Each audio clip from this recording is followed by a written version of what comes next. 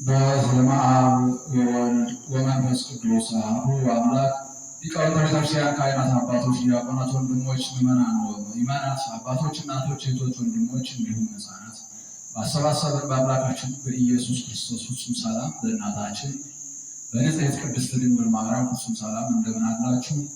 ፍጥረትን ሁሉ ፈጥሮ የሚያበላ የሚያጠጣ የድንግል ማርያም ልጅ ኢየሱስ ክርስቶስ የተመሰገነ ይሁን። አምላክን በድንግልና ጸንሳ በድንግልና የወለደችልን ዘላለማዊት ድንግል እመቤታችን የተመሰገነች ትሁን። ሊቀ መላእክት የመላእክት አለቃ ቅዱስ ሩፋኤል የተመሰገነ ይሁን።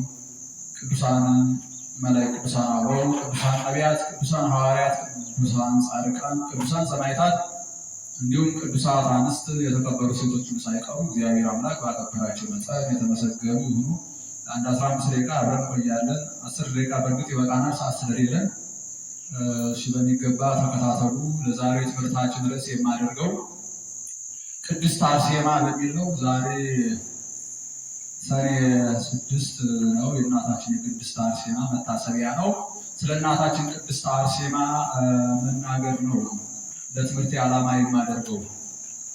ቅድስት አርሴማ እናታችን ቅድስት አርሴማ አባቷ ቅዱስ ቴዎድሮስ ይባላል። እናቷ ቅድስት አትኖስያና ትባላለች እና ለአባቷ ቅዱስ መባል ለእናቷ ቅድስት መባል ይገባቸዋል። ምክንያቱም የማን እናት ናት? እናቷ የቅድስት አርሴማ ናት። አባቷስ የማን አባት ነው? የቅድስት አርሴማ አባት ነው። ለአባቷ ቅዱስ መባል ለእናቷ ቅድስት መባል ይገባቸዋል። ምክንያቱም የማን እናት አባት ናቸው ስንል የቅድስት አርሴማ ወላጆች የቅድስት አርሴማ እናት አባት ስለሆኑ ማለት ነው። እንዴት ስንል እናት ቅድስት አርሴማ የፍጡር ባለሟል አይደለችም። የፈጣሪ የእግዚአብሔር ባለሟል ናት። እንዲሁ የምድራዊ ነገስታት ባለሟል ሳትሆን የሰማያዊ ንጉስ የነገስታት ንጉስ የእግዚአብሔር ባለሟል ናት። የምድራዊ ዳኞች ባለሟል ሳትሆን የእውነተኛው ዳኛ የእግዚአብሔር ባለሟል ናት። የደካሞች ባለሟል ሳትሆን የኃይለኛው እግዚአብሔር ባለሟል ናት። ከዚህ የተነሳ አባቷ ቅዱስ ይባል ዘንድ ይገባዋል። እናቷም ቅድስት ተብላ ትጠራ ዘንድ ይገባታል። አባቷ ማን ነው? ቅዱስ ቴዎድሮስ። እናቷስ ቅድስት አትኖስያና እና እቺ ቅድስት አርሴማ እናታችን ራሷ ንግስት ናት። በምድር በሰማይም ንግስት ናት። ወከብረት ነፍሶሙ በውስተ ዓለማት ክልኤቲ። ቅዱሳን በሁለት ዓለም የነገሱ ናቸው። በምድርም በሰማይም ማለት ነው። በምድርም በሰማያትም። በዚህ ዓለምም ታቦት ጽላት አላት። ለምንድን ነው ስንል ባለመቶ ናት፣ ፍጽምት ናት። የቅዱሳን መለኪያ አለ። በዚያ መለኪያ ተለክታ ፍጹምነት ላይ የደረሰች በመሆኗ በዚህ ዓለም ምንድን ናት? ንግስት ናት ማለት ነው። በዚህ ዓለም ወዲያኛው ማለት ነው። በዚህ ዓለም ንግስት በመሆኗ ለእኛ በጣም እየጠቀመች ትገኛለች። እንግዲህ በዚህ ዓለም ያሉ ሰዎች ያው ጉደኞች ናቸው። ብዙ ጉዳ አለብን። ብዙዎቻችን የበሽታ ጉዳ አለብን። የጤና ችግር፣ በጣም ብዙ አይነት ችግር አለብን። ይህን ሁሉ ችግራችን ተሸክመን ሂደን በእናታችን በቅድስት አርሴማ የሱባኤ ቦታ ነው አራግፈን የምንመጣ። ያው ታውቃላችሁ ያለን ሰዎች ስለ እናታችን ማለት እና በዚህ ዓለምም እንደነገርኳችሁ ንግስት ናት። የጸጋ አምልኮ ይደረግላታል። የባህሪ አምልኮ ለእግዚአብሔር ነው። ለእርሷስ የጸጋ አምልኮ ይደረግላታል። በክብረ በዓሏ ይቀደስላታል። ማህሌት ይቆምላታል፣ ይቀደስላታል። ታቦቷ ጽላቷ ወጥቶ ዑደት ይሆናል ማለት ነው።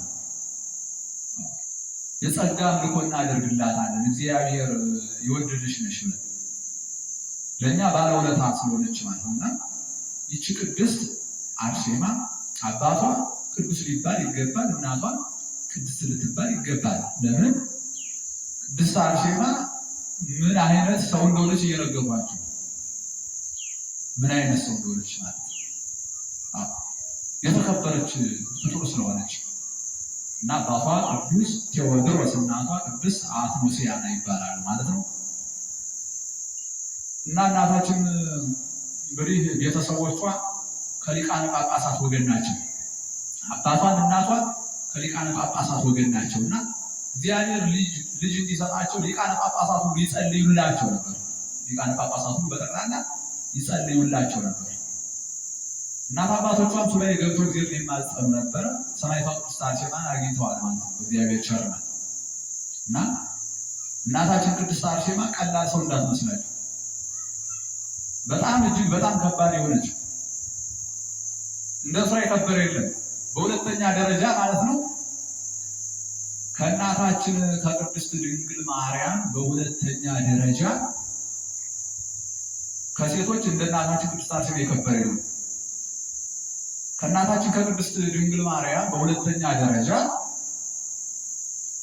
ሰማዕቷ ቅድስት አርሴማ በክብር በንጽህና በቅድስና በድንግልና በክብር በውበት ከፍጥረቱ ላይ የበለጠች ናት። ከሴቶች ወገን ማለት ከእመቤታችን በሁለተኛ ደረጃ ቀጥላ ማለት እጅግ በጣም የከበረች ነው። የሚተካከላት የለም ማለት ከእመቤታችን ቀጥላ እጅግ በጣም ልዩ ናት እና እናታችን ቅድስት አርሴማ በዚህ ዓለም ስትኖር እኮ እንደ ማንኛውም ክርስቲያን የበኩሌን መልካም ስራ ሰርቼ በቃ ዋጋዬን ላግኝ ብላ እኮ ዋጋዋን ማግኘት ትችል ነበር።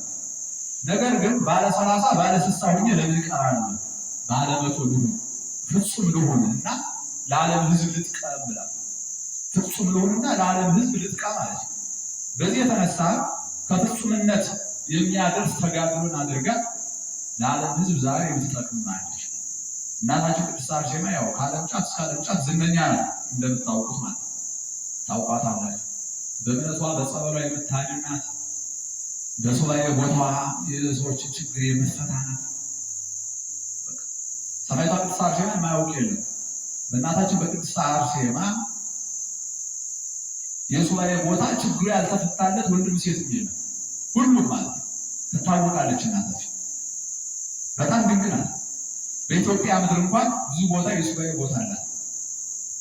በሲዳማ ክልል ይርጋለም ቅድስት አርሴማ፣ በወሎም ሽሪቃ የምትባል በዚያም አለች።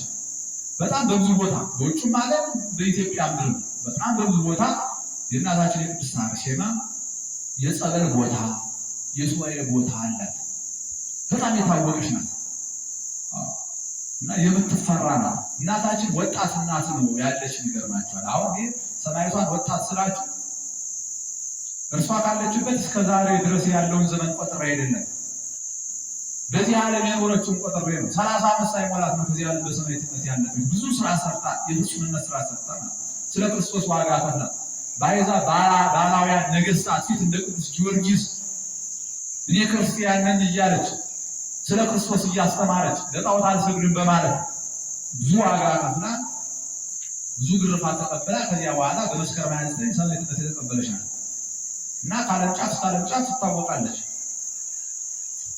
ልዩ የሆነች ወጣት እናት ናት። እንደነገርኳቸው ሁሉ የሚወዳት በየትኛውም አይነት በደል ኃጢአት ሁሉ ያለ ይኖ በሱባኤ ቦታዋ ይኖ ሱባኤ ሲይዝ በቃ መልስ ተመልሶለት ነው።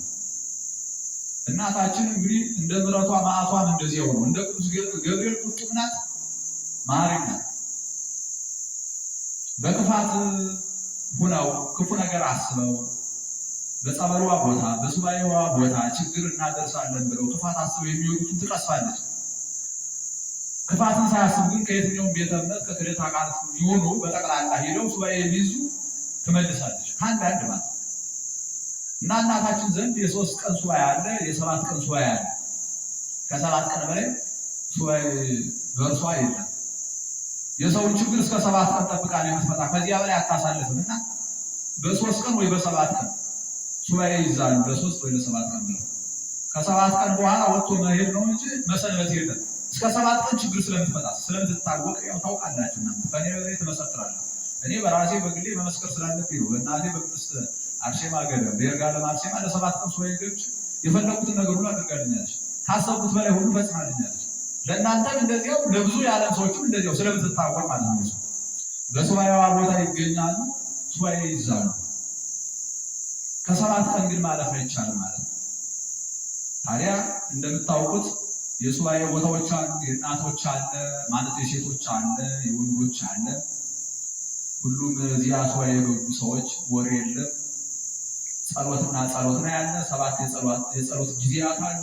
ግድግዳ ላይ 3 4 5 የሚሆኑ ምን አሉ ሰዓት አሉ። የግድግዳ ሰዓቶች ሰዓት እየጠበቁ ሰዎች በእነዚያ ሰዓት በጋራ ማለት ነው ልክ በዕለተ ዓርብ ጌታ ሊሰቀል 5ቱን ቀን ክርስቲያኖቹ ተሰባስበው በሕማማት እንደሚሰግዱ ሁሉ በዚያ በሱባኤ ቦታ በጋራ እየተነሱ ይጸልያሉ። ማታ ሰዓት ላይ 3 ሰዓት ላይ 6 ሰዓት ከዚያ ደግሞ የቀኑ አለ 3 ሰዓት ጧት ሲነሱ አለ 3 ሰዓት 6 ሰዓት አለ 9 ሰዓት አለ 11 ሰዓት 7 የጸሎት ጊዜያት ይደረሳል። ታዲያ ለምሳሌ ማታ ላይ ጸሎት አሁን ማታ ላይ ጸሎት ይደረሳል ማለት ነው የመኝታ ያ ከተደረሰ በኋላ እስከ 3 ሰዓት ሰዎቹ ቁጭ ይላሉ፣ ሲፈልጉ ያነባሉ፣ አለበለዚያ ቁጭ እንዳሉ እንቅልፍ ይዛቸዋል። በዚያ ሰዓት መጣ ታናግራለች። ከዚያ በ3 ሰዓት ደግሞ ይነሳሉ። ሁሉ በጋራ ነው ሲነሱ ሰዎች ሁሉ ተባብረው በህብረት ነው የሚነሱ። ሁሉ ወገባቸውን ይታጠቃሉ። መልካ ቅድስት አርሴማ ነው ሁሉ ይጸልያሉ፣ ጧፋቸውን እያበሩ ማለት ነው። ሁሉ በቃ ያሻረግዳል፣ ሁሉ ይሰግዳል በእናታችን ፊት ማለት ነው። 3 ሰዓትም ሲደርስ እንደዚያው ቁጭ ይላሉ። በ3 ሰዓት ጸሎት አድርሰው ከዚያ ይቀመጣሉ። እስከ 6 ሰዓት ቢፈልጉ ይተኛሉ። ልክ እንዲህ ሰዓቱ ሲደርስ ሁሉ በጋራ ነው የሚጸልዩ።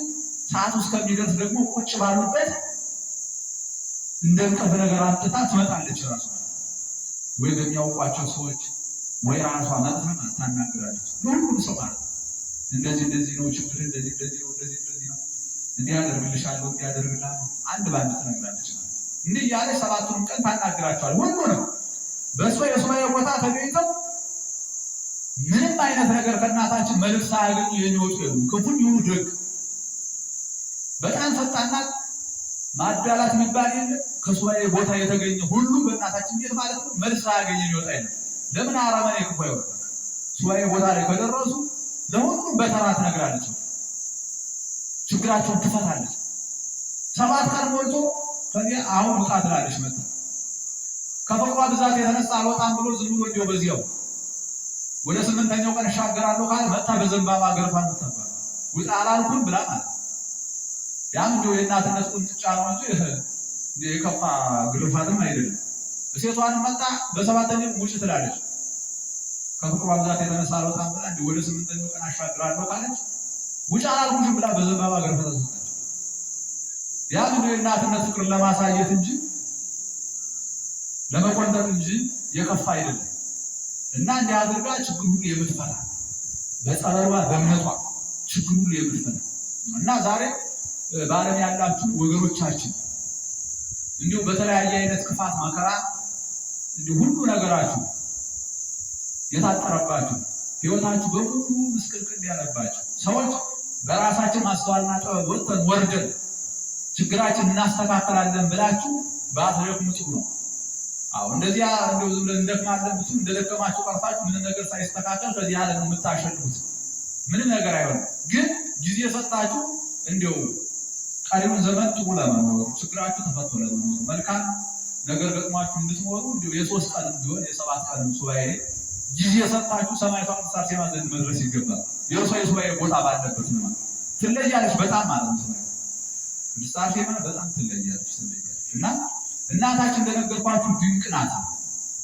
በእግዚአብሔር ዘንድ የተወደደች እጅግ በጣም የከበረች ከመቤታችን ቀጥላ በሁለተኛ ደረጃ ክብርት የሆነች እሷ ናት። ቅድስት አርሴማ ከሴቶች ማለት በጣም ትለያለች እና እናታችን እንደነገርኳችሁ በንጽህና በድንግልና በቅድስና ከመቤታችን ቀጥሎ የከበረች በመልክም ቢሆን ከመቤታችን ቀጥሎ በሁለተኛ ደረጃ የከበረች እሷ ናት። እጅግ በጣም መልከኛ ይላል። በጣም መልከኛ ዋይንቲሃ አይኖቿ ዋይንቲሃ ከመስርቀተ ቤዝ ዘጉሃ ጽባህ አይኖቿ ልክ እንደ ንጋት ወጋገን እንደ ንጋት ወይም ደግሞ የንጋት ኮከብ እንለዋለን እንደርሱ አይኖቿ የሚያበሩ ናቸው ይላል።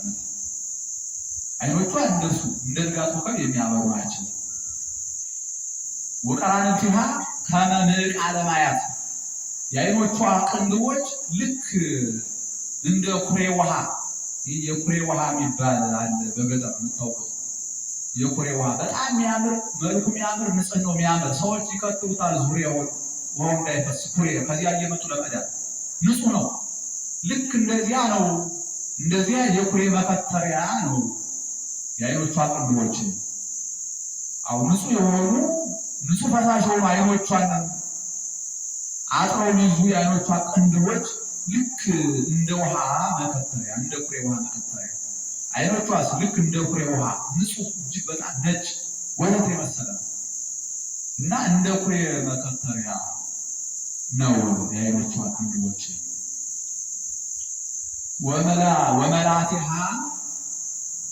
ወመላቲሃ ይሄ ጉንጮቿ ደግሞ ማለት ነው ምን ይመስላል ስንል ልክ ከቀለመ ኤፍራን እንደ ኤፍራን ቀለም የኤፍራን ቀለም ይባላል ቀይ ቀለም እንደዚያ ናቸው ጉንጮቿ ልክ እንደዚያ።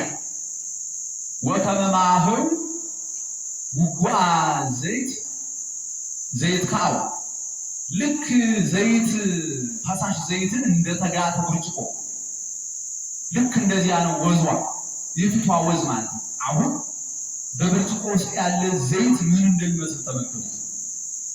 ልክ በብርጭቆ ውስጥ እንዳለው ዘይት ጽድት ብሎ እንደሚታየው ንጹህ ሆኖ እንደሚታየው በብርጭቆ ውስጥ እንዳለ ዘይት ነው የፊቷ ወዝ። የፊቷ ወዝ እንደዚያ ነው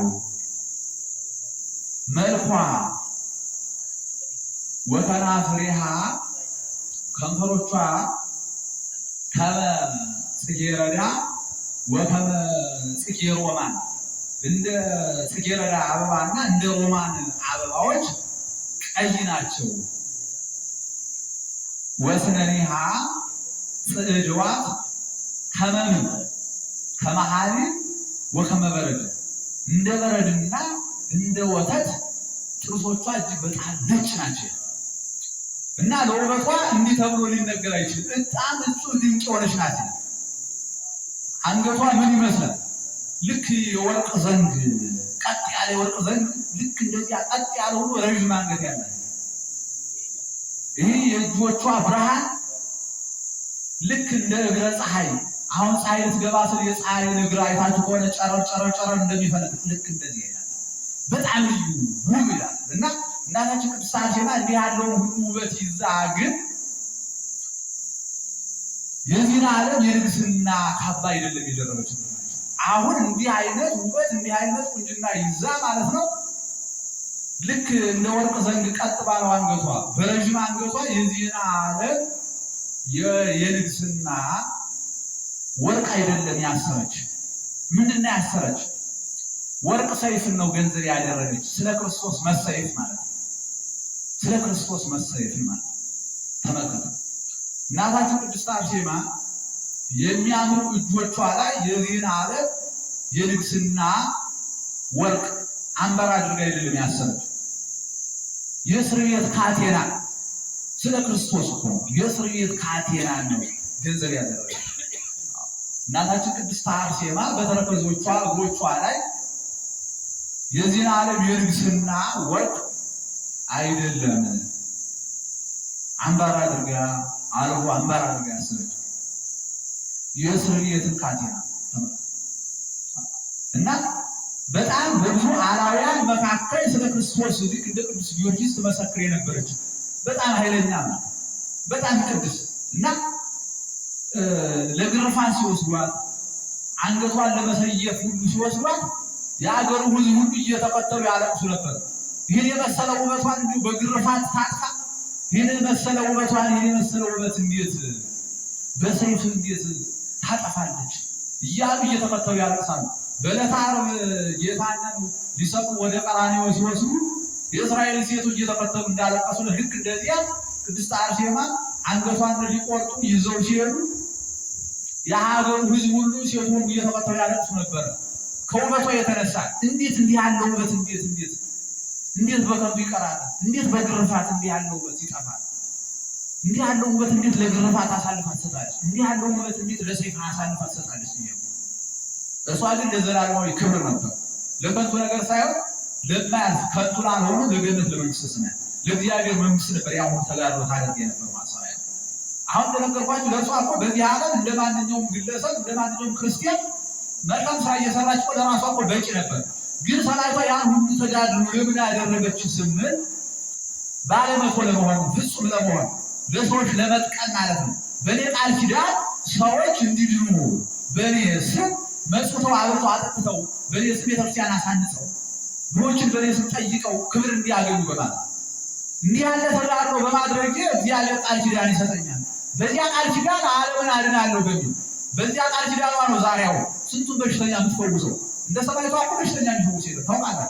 በጸበል ቦታ በሱባኤ ቦታ በጣም ትለያለህ። ይህ ሁሉ የተደረገ ለምንድን ነው ስንል ባደረገችው ተጋድሎ ነው። እና በመጨረሻ ግን ሰማዕትነት በምትቀበል ቀን መስከረም 29 እንደነገርኳችሁ ሁለት ሮማውያን አንገት የሚቆርጡ መጡ። አንገቷን ሊቆርጡ ሰይፋቸውን አዘጋጁ። አንድ ደቂቃ ታገሱኝ ብላ ወደ እግዚአብሔር ጸሎት ጀመረች። እኔ ብቻ ልጠቀም አላለችምና ምን አለ? አቤቱ ጌታዬ በእኔ ስም መልካምነት የሚያደርጉትን ሁሉ ማራቸው፣ በስሜ የሚያበሉ የሚያጠጡትን ሁሉ ምሕረት አድርግላቸው፣ በስሜ በሽተኞች እንዲፈወሱ፣ በስሜ ሁሉ ዓለም ሁሉ በሽተኛው ሁሉ እንዲድን፣ በእኔ የሚታመኑ ድነት እንዲያገኙ መልካም ፈቃድ ይሁን ብላ ጸለየች። እግዚአብሔርን ተቀብዬሻለሁ ያለ እና እናታችን ግን በዚህ ዓለም እያለች ያ ሁሉ ሰማዕትነት ሲደረግ ማለት በስም ቤት እያለች እንዲሁ አንበሶች በልተው ይጨርሷት ነው አናብስትን ከፍተው ለቀው ነበር። ግን አናብስት ነው በእግሯ ስር ሰገዱ፣ እግሯ ስር ይንከባለሉ ነበር። እንዲሁም የጣሏትን ወታደሮች አንበሶች እየሮጡ ሄደው 300 የሚሆኑ የንጉሱን ወታደሮች ገደሉ።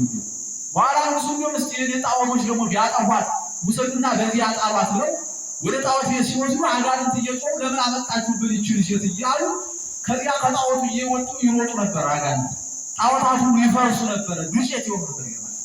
በጣም ብዙ ታምራት ብዙ ተጋድሎ ያደረገች ናት በዚህ ዓለም። ይህን ወጣው መጨረስ አይቻልም እና በጣም ብዙ ድንቅ የሆነች ናት ሰማዕቷ ቅድስት አርሴማ። እና በመጨረሻ ግን ክርስቶስን ለምን በምትሰየፍበት ቀን በእኔ ስም የሚታመሙትን ሁሉ ምሕረት አድርግላቸው፣ በስም የሚያበሉ የሚያጠጡትን ሁሉ ምሕረት አድርግላቸው፣ በእኔ ስም የሚታመሙትን ሁሉ ከበሽታ ፈውሳቸው፣ ጤና ስጣቸው፣ ይወስጣቸው እያለች ጸለየች። እግዚአብሔር ተቀብዬሻለሁ ይላል አላት።